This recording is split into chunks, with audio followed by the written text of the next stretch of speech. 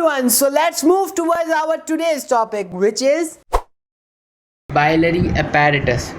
Now, what is biliary apparatus? Basically, it is the collection of the ducts which help in the process of secretion of bile. Basically, bile is formed by liver and then it enters into the duodenum, but from the liver till the duodenum there is a pathway, there is a whole path, okay, through which that bile will transfer, and then it enters into the gallbladder, where it is stored, and whenever it is needed, that will be released from the gallbladder into the duodenum.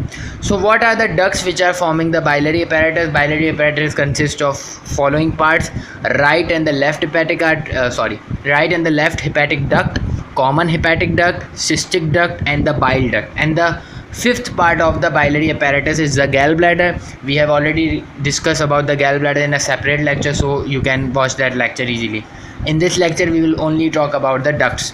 First of all, right and left hepatic duct. Right and left hepatic duct are arise from the porta hepatis part. What is porta hepatis?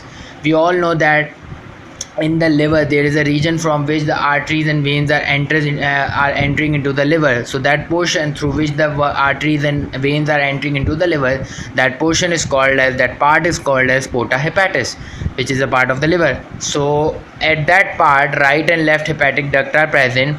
They unite together, okay, and they form common hepatic duct.